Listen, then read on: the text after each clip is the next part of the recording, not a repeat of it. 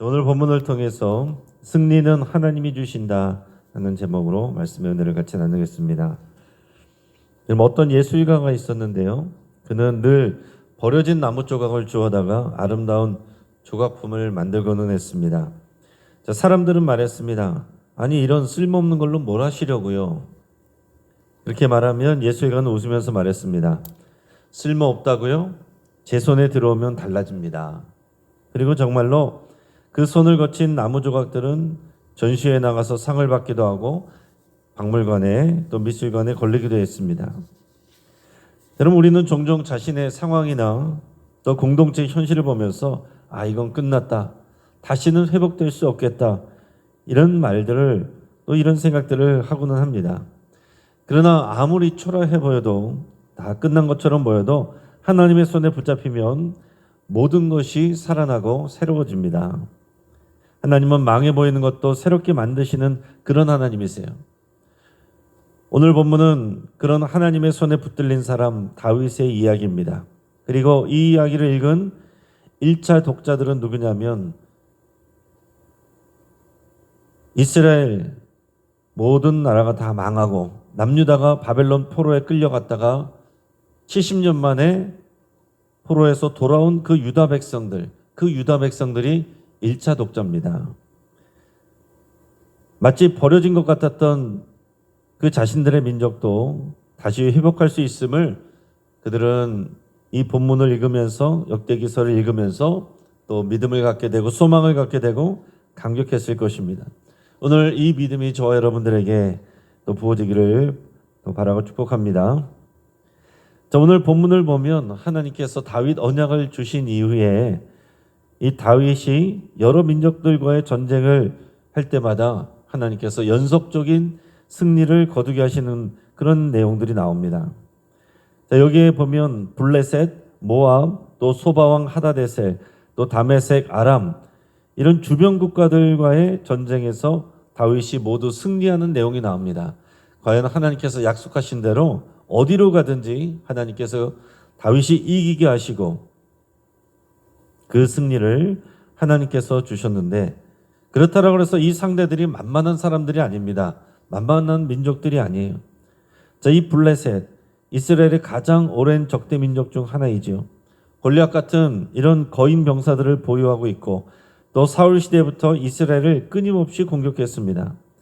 또 블레셋은 철기 문명을 보유한 강국으로 사울 왕도 전쟁 중에 이 블레셋과 싸우다가 죽음을 맞이했습니다.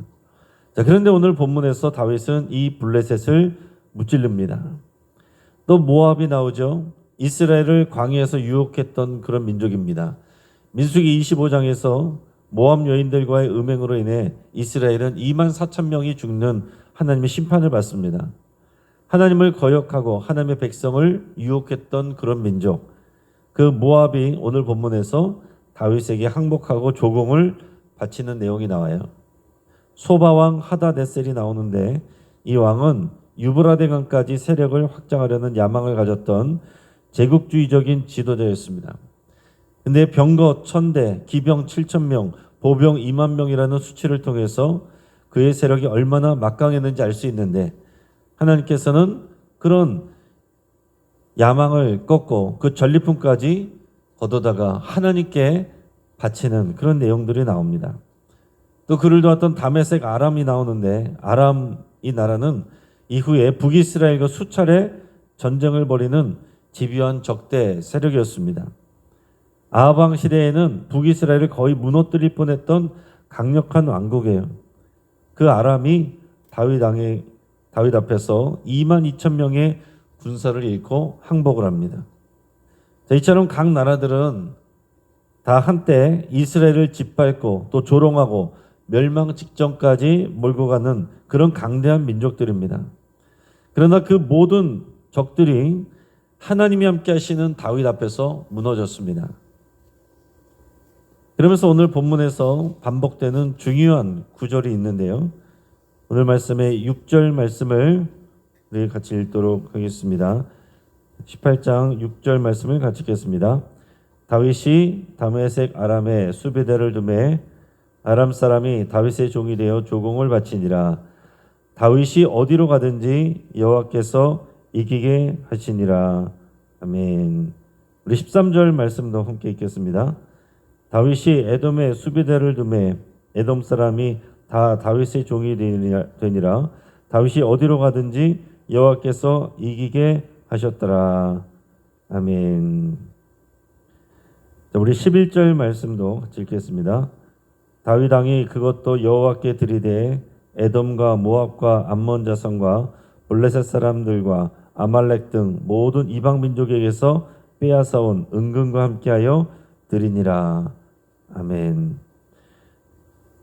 자, 6절과 13절에서 반복된 내용은 다윗이 어디로 가든지 여호와께서 이기게 하시니라, 그런 말씀이었습니다. 그래서 우리 방금 전에 읽은 말씀처럼 다양한 민족들, 또 에돔, 모압, 암몬, 블레셋, 아말렉 이런 모든 이방 민족들과의 전쟁에서 싸워서 이기고 또 그들에게서 빼앗아온 은금과 또 모든 폐물들을 하나님 앞에 또 영광을 돌리면서 또 드렸다라는 내용입니다. 자, 이 승리 비결은 다윗의 군사력이나 전략이 아닙니다. 하나님이 함께 하셨기 때문에 이긴 거예요. 하나님이 함께 하셨기 때문에 다윗은 전쟁마다 승리할 수 있었고 그 승리는 하나님 나라의 확장을 의미하는 것입니다. 자, 이 장면들은 다윗 언약을 실현해 가시는 하나님을 보여주고 있어요. 사람들이라고 하면은 다윗에게 그렇게 묻고 싶을 겁니다. 이런 승리의 비결이 무엇입니까? 승승장구하는 비결이 무엇입니까? 그런 지도력은 어디서 나왔습니까? 이 군사력은 얼마만큼 됩니까? 군사훈련은 어떻게 시킵니까? 이 제작은 어떻게 충당합니까? 앞으로 어떻게 이런 계획들을 이끌어 갈 것입니까? 다양한 말들을 또 물어볼 수 있겠지만은 다윗은 한결같이 말할 거예요. 하나님이 하셨습니다. 하나님이 함께 하시며 하나님이 이 승리를 주셨습니다. 어떤 어린이가 학교에서 이제 다음날 다른 반 학생들하고 이제 축구 시합이 있었는데요. 이 어린이가 큰 경기에 앞서서 하나님께 기도를 드렸습니다. 하나님, 내일 축구 시합 하는데 제가 꼭 이기게 해주세요. 제가 꼭 이기게 해주세요. 큰 소리로 이렇게 기도를 했어요. 또 그 기도를 들었던 믿음이 좋은 엄마가 또 기도가 끝나고서 이 아이에게 말했습니다. 네가 기도를 열심히 한 것 참 좋은 일이다. 또 네가 한 기도는 좋은 기도이다. 근데 더 좋은 기도는 하나님, 제가 이 경기에서 주님과 함께 있게 해주세요. 이렇게 기도하는 것이란다. 이렇게 가르쳐줬습니다. 그래서 그때 이 어린이는 중요한 것을 깨달았어요. 아, 인생의 목적은 경쟁에서 승리하는 것이 아니라 승리를 주시는 하나님과 동행하는 것이구나. 승리란 것은 그 과정에서 따라 나오는 열매이구나. 이것을 깨달았다는 말입니다. 여러분, 이 깨달음이 우리 어른들에게도 있어야 돼요. 마찬가지입니다. 우리가 평생 이것을 우리가 알고 또 고백할 수 있어야 돼요. 이 승리는 내가 만드는 것이 아니구나. 나의 능력으로 하는 것이 아니구나.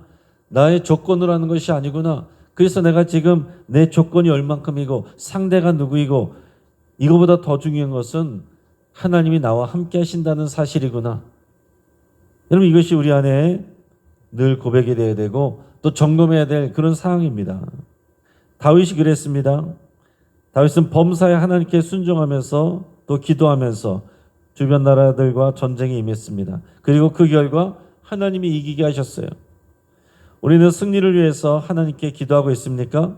하나님을 위해서 승리를 구하고 있습니까? 또 당장 승리를 얻지 못해도 하나님께 영광을 돌릴 수 있습니까? 지금 내가 하는 일들에, 내가 추구하는 일들의 주인이 누구인가?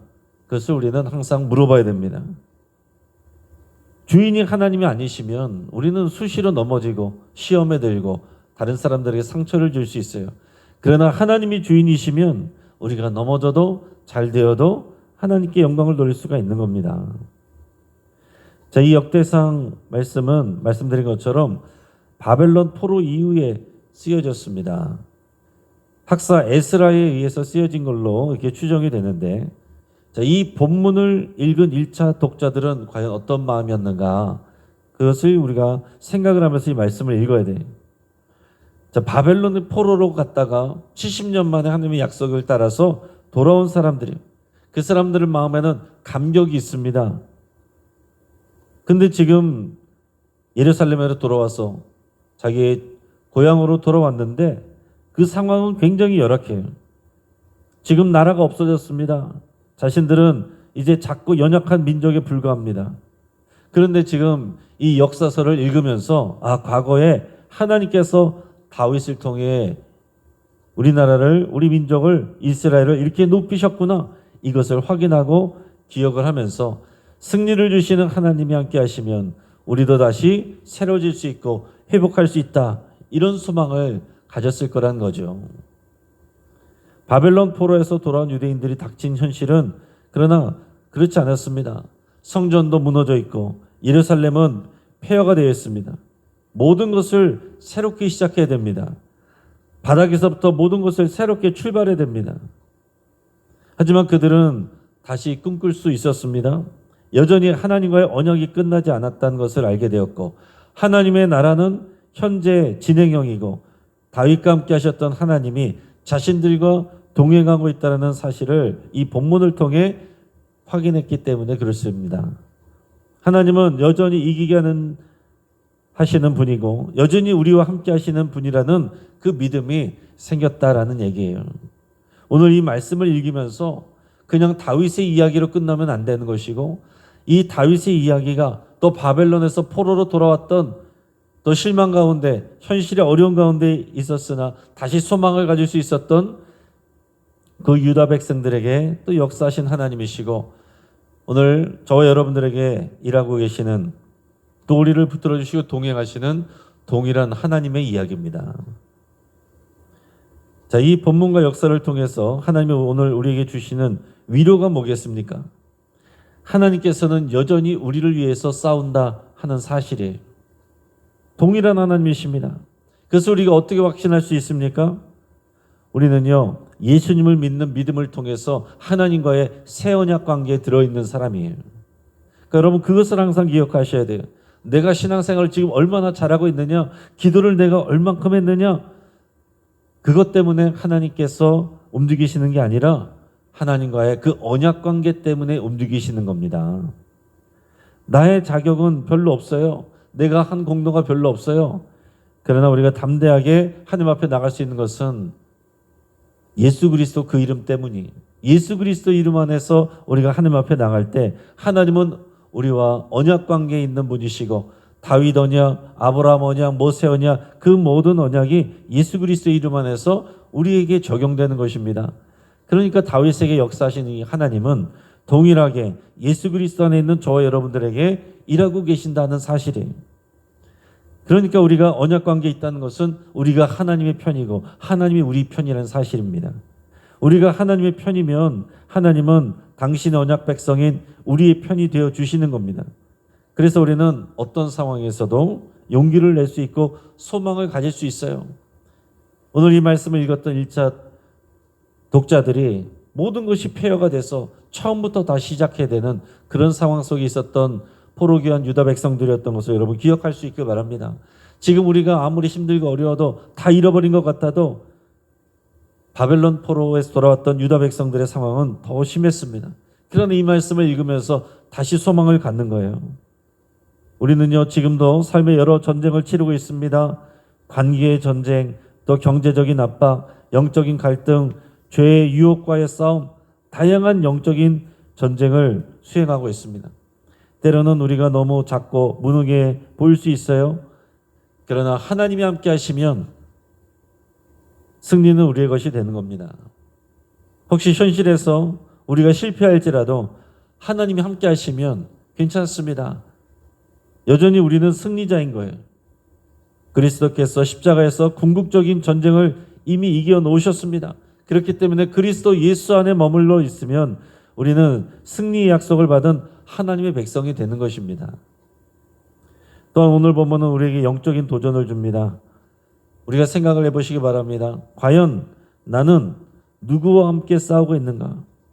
나는 때로 하나님 없이 싸우고 있진 않는가? 나 혼자 계획하고 전략을 세우고 그러면서도 기도는 뒷전으로 하고 있진 않는가? 생각해 보시기 바랍니다. 승리의 핵심은 누가 나와 함께 싸우는가? 이것입니다. 과연 승리를 주시는 분이 누구인가? 승리는 어디에서 오는가? 이것을 우리가 생각해야 된다는 거죠. 다윗처럼 하나님을 앞세우고 기도하며 싸우는 사람은 넘어져도 다시 일어날 수 있는 그런 힘과 용기가 부어지는 것입니다. 그래서 중요한 것은 뭐냐면은 우리가 하나님의 손에 붙들리는 거예요. 주의 말씀에 순종함으로써 그리스도 안에 거하는 것입니다. 그리고 하나님의 뜻을 구하며 하나님의 방법으로 일하는 것이 중요한 거예요. 그러면 승리는 하나님께 있고 우리가 하나님 안에 거하면 그 승리가 우리의 것이 되는 거지요. 찬양사역자 김명식 씨의 승리라는 그 찬양이 있고 그 찬양의 가사가 이렇습니다. 승리가 무엇인 줄 아는가? 승리가 무엇인 줄 아는가? 더 좋고 편한 가능성의 유혹을 저련히 잘라버리고 오직 주님만 따라가는 것, 바로 승리라네. 승리가 무엇인 줄 아는가? 승리가 무엇인 줄 아는가? 하고 싶은 말, 그 많고 많은 말 모두 힘겹게 억누르고 오직 주께서만 말씀하게 하는 것, 바로 승리라네. 결과가 어떠해도 주님만 빛나시고 주님 평안 내 안에 있으면 그것이 바로 승리라. 오, 치열한 자기와의 싸움을 허옇게 잠재우고 주님만 내 안에 사시게 하는 것, 바로 승리라네. 여러분, 이 믿음의 고백이 우리 안에 있기를 주의 이름으로 축복합니다. 함께 기도하겠습니다. 오늘 말씀을 붙잡고 함께 기도할 때에 우리 하나님께서 승리를 주시는 하나님이신 것을 여러분 고백하고 감사를 드릴 수 있기를 바랍니다. 우리 하나님은 연약한 하나님이 아니십니다. 또 수시로 변하는 분이 아니십니다. 우리 하나님은 전능하고 강하고 위대하신 하나님이시고 동일하고 또 우리에게 신실하신 하나님이십니다. 또한 하나님이 나의 편이 되시기 전에 내가 먼저 하나님의 편으로 살 것을 여러분 결단할 수 있기 바랍니다. 내가 하나님의 편으로 서 있으면 하나님은 언제나 우리의 편이 되십니다. 또 나의 삶의 다양한 영적 전쟁에서 주의 뜻에 순종하는 또 그런 승리를 거둘 수 있기를 여러분 기도하고 결단하시기 바랍니다. 환우들을 위해서 같이 기도해 주시고, 변영순 권사님 지금 병원에서 치료 중인데 하나님께서 또 치유를 위해서 또 하나님께 역사해 주시기를 위해서 기도하고, 또 항암 치료 중인 우리 환우들과 또 조인기 목사님을 위해서 또 주변에 아프신 분들을 위해서 여러분들의 치유를 위해서 함께 기도하겠습니다. 오늘 있을 늘 푸른 대학 갈릴리 전도대 수요 예배, 수요 리더 교육까지 하나님의 은혜를 부어주시고, 다가오는 주일 오후 예배 때 진행되는 우리 성악가 우주 이윤희 교수의 초청 찬양 간증 시간이 하나님의 은혜로 충만하기를, 또 나라 민족을 위해서 또 여러분들 기도 제목을 위해서 여러분 간절히 기도하시기 바랍니다. 이 시간 주여 한번 부르짖고 합심해서 함께 기도하겠습니다. 주여